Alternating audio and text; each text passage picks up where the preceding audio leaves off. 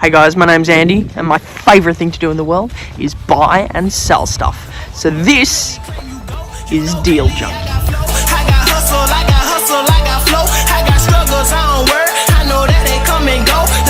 In today's episode, we are joined by Cam Redpath. Cam, nice to meet you. I've actually never met Cam in real life before because he lives in Canberra and I live in Melbourne, which makes it relatively difficult.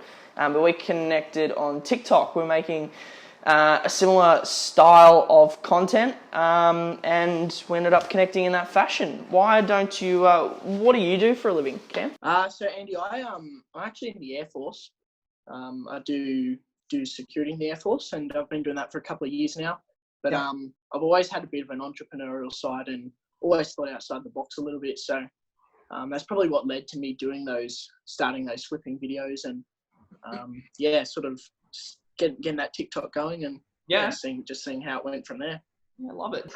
Yeah, love it. Did you grow up doing that sort of thing? Yes and no. Not flipping as such, but more. I'm just going to put this on mute so it doesn't keep buzzing. So not really flipping as such, but grew up in Bathurst in New South Wales, like a sort of medium-sized country town.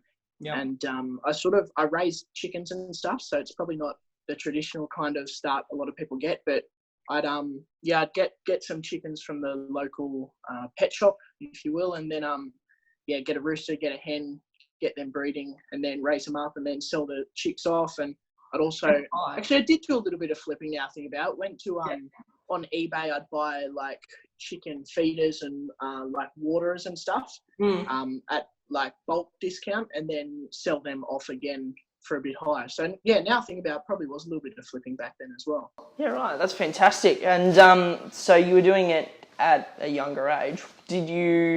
What is it about the flipping that you like? Is there a feeling associated with it, or is it just to pay the bills? Or I didn't really have many bills back then. I think it was just probably just my interest in it. Just sort of doing not what a lot of my friends were doing. A lot of them would play like video games and stuff, and never really been a big gamer. I think the only console I ever had was a Wii, and that was because my family bought it. But I think it's just the intrigue of buying something and then finding people that want to buy it again, I think, and making that cool little profit. And it's always cool at that age to, get a little bit of cash to be able to spend. So definitely feel like a hero at 10 years old walking around with a full wallet. No, that's fantastic.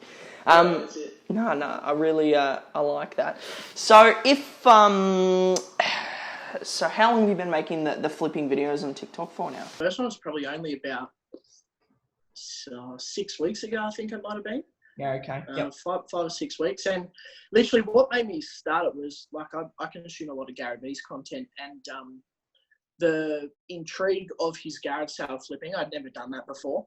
Yep. And then, but also the intrigue of seeing how TikTok can spread your content organically. It was sort of those two things that brought me together. And I thought, you know what, I'm just going to start it. One day I was driving through Queanbeyan, which is a little town just outside Canberra. Yep. Saw a garage sale sign. I went, look, stuff it. Went to the bank, got some cash out, and went and made that first TikTok, which is that's awesome. Pretty well, actually. That's awesome. I love that.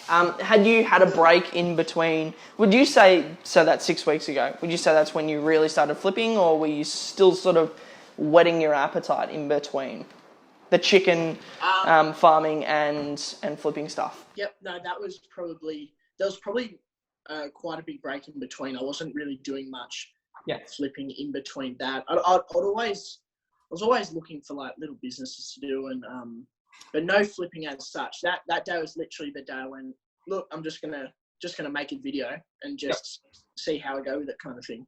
And out of curiosity, so I experienced a very similar thing. So I went into real estate at 18, but I wasn't doing lots of little side bits and pieces. I was just going to work, just doing my job, just coming home and doing the thing that you do when you come home. And I felt massively unfulfilled, and being 18 years old, I couldn't work out why. Now I consume most of my time with running around flipping sneakers or doing obviously my job still, but I just got my full license and we're doing some bits and pieces on the side trying to get some listings. So I find myself running around all the time trying to find something to be able to sell. And I've never been more fulfilled in my life. I'm just curious, and if it wasn't the same for you, let me know. I don't feel like you need to lie at this point. Did you notice when you weren't selling stuff, you were a little bit less fulfilled? Yeah, absolutely. Like, I'm exactly the same. I can't come home and sit on my ass and watch the news or watch Netflix for 3 or 4 hours and then go to bed. Feel like I have to be doing something productive, whether that's selling or whether it's reading to further educate myself or listening to podcasts, whatever it might be. I have to be just doing something to improve myself. And I've always done that. I've never really got to a point where I've just I've never really gone through a phase where I've just sat there and done nothing. I've always been sort of reading or listening to podcasts, whatever. So I 100% see where you're coming from. I definitely would feel unfulfilled if I wasn't doing something a little bit extra. Yeah, well, for sure. I absolutely stopped. I'd come home, leave at 5:05. I'd be home by, I don't know, whatever the commute was, 5:30.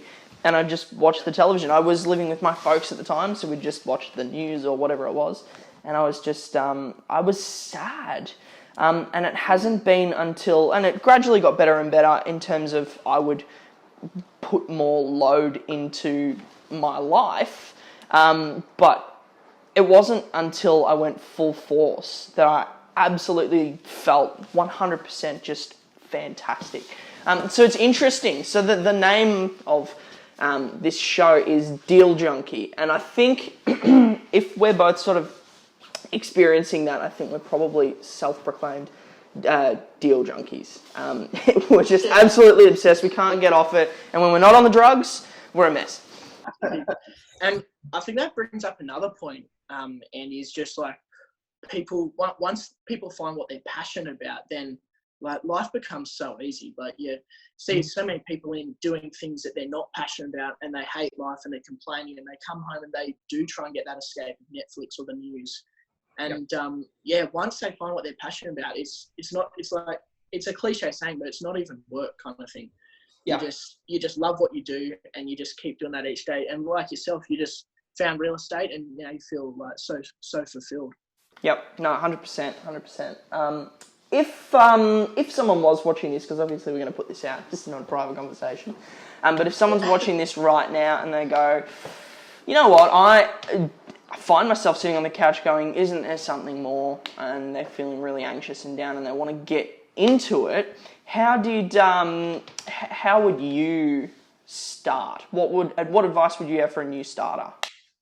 Into flipping or just flipping? Yep. Flipping. Yep. I'd say just start what you like. It's so easy to say, but so hard to do kind of thing. Like just start. And I know that's why I did that day. I thought of 1,000 reasons. Oh, don't bother. It's like you've got stuff to do. And that day I drove past that garage sale sign. I went, no, I'm just going to start. And you just take that first step. So take it back. Someone's sitting on the couch. Have a look. There's a good app for garage sales. There's also, you can just Google it. Google's your best friend. Just literally Google garage sales near me this weekend. Yep. Find one near you and just set up a time, go see it, and don't get in the zone of you have to buy something. Just go and have a look. That's clever. And yeah. I feel like that would be the best way to start. Google's your best friend with pretty much anything. Like you can pretty much type any question into there and it'll give you an answer. So is the product important to you? So what you're actually buying, does that matter? Would you flip prosthetic limbs? Like something that you don't have an interest in? You know what I mean?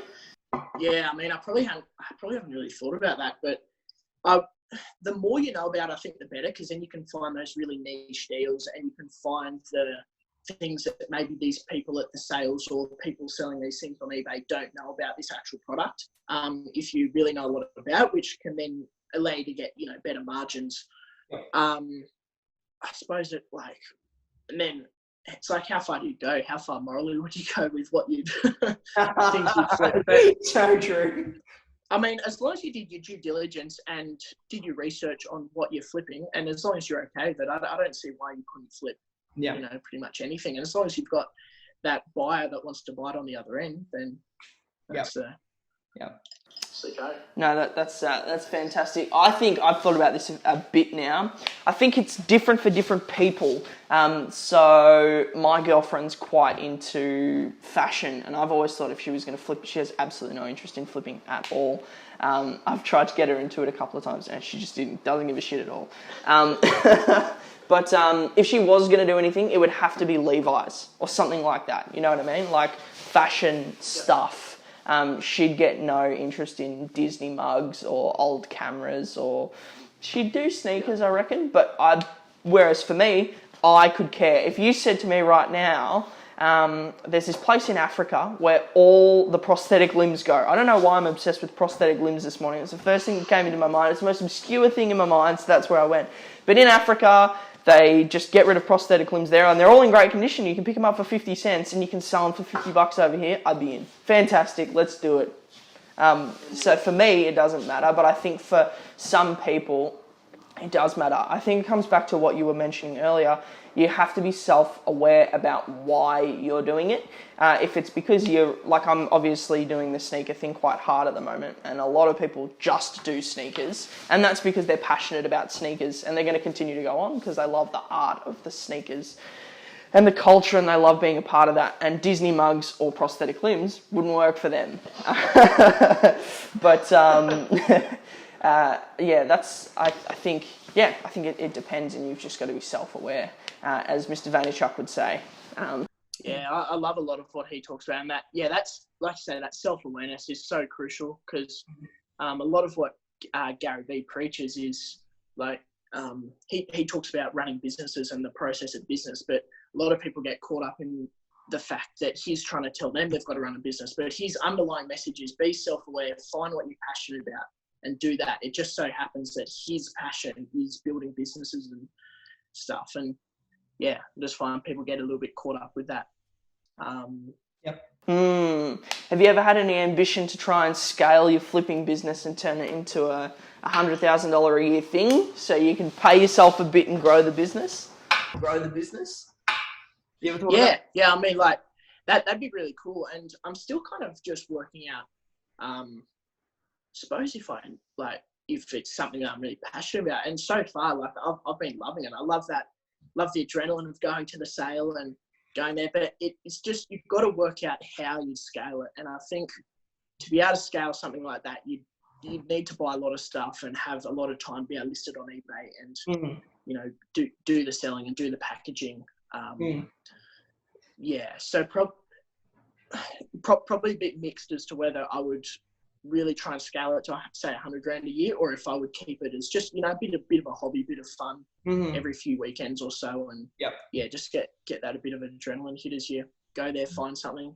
And something which I have learned since I started, which would be very good for the listeners, I think, is don't, and I did mention earlier, don't feel like you have to buy something every garage sale. You said that. I feel like I got a little bit caught up with that at the start. So I was trying to get items which I could sell, and I found I have been away the past month or so, so I did take them off eBay just because I simply couldn't post them. But there's been a few things that haven't sold, and it's probably because they're not really niche enough. They're more just broad items that I thought are cheap, and someone will buy them on eBay, but it's not always the case. So doing that due diligence with looking on eBay while you're at the sale, finding completed and sold items, so you can see what they're selling for, and also just make sure it's as niche as you can go. And the more you can know about that product, the better, because you may know something that the seller doesn't know. 100%. I love that. I think that's fantastic. I had a very similar experience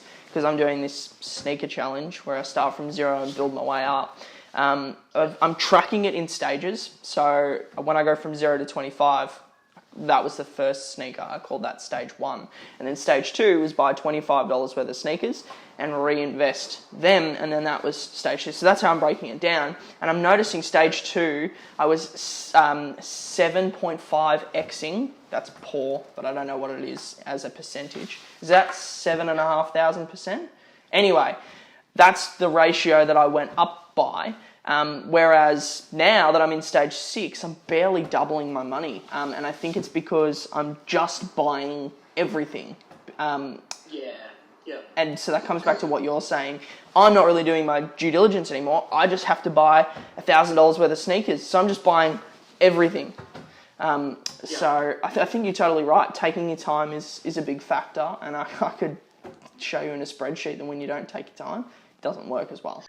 Yeah, and especially if someone wants to start this is pretty strapped for cash. They don't have a lot of money laying around. It's really crucial to get exactly the right items so you're not wasting any of that money with items sitting around in your lounge room or your garage or whatever. Yep.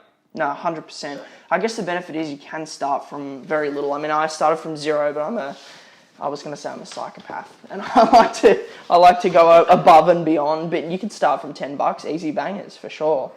I mean, there's tons of stuff at garage sales you see that are 50 cents, like little shot glasses and stuff like that. I mean, they're going to be worth something more than 50 cents.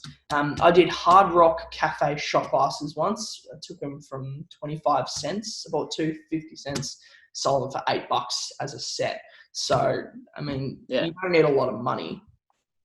Yeah, exactly right. No.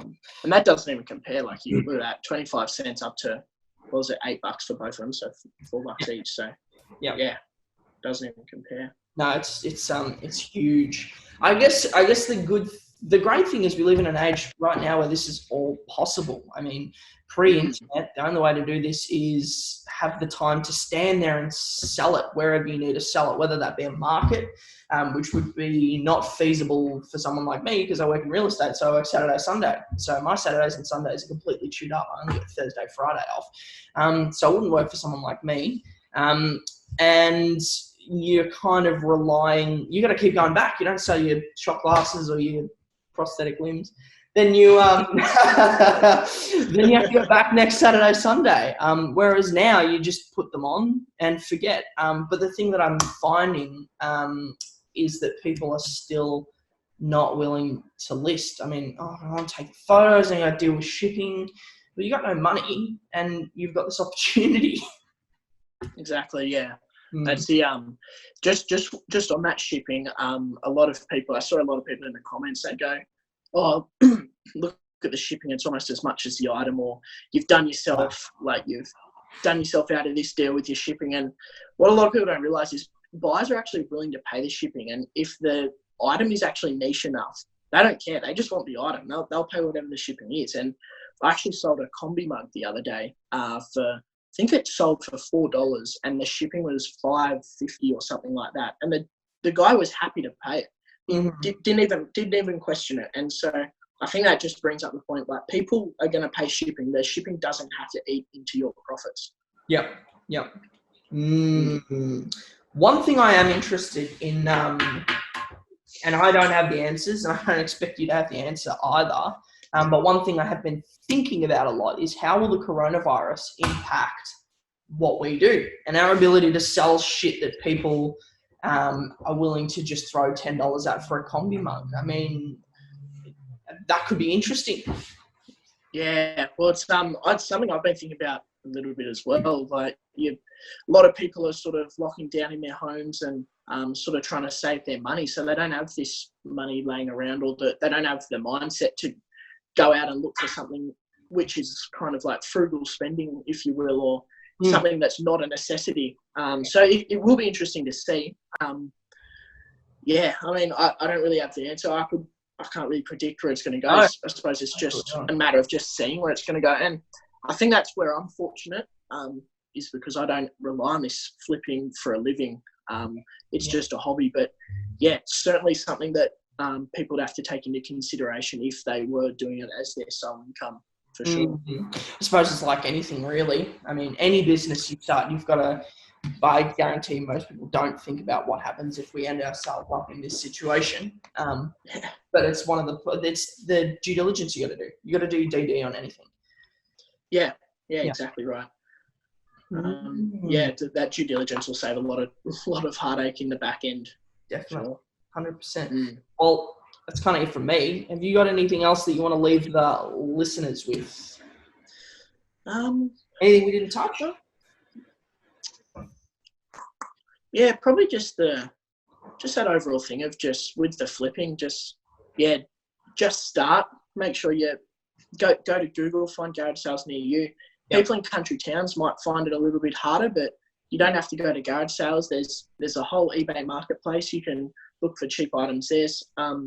Not sure which platform it is, if it's Gumtree or what, but they actually have the free items, which Gary Vee talks about. Gumtree. Yeah, get the free items, get them, and it's this beautiful day and age we live in. You can get things posted to you. You can do your search online.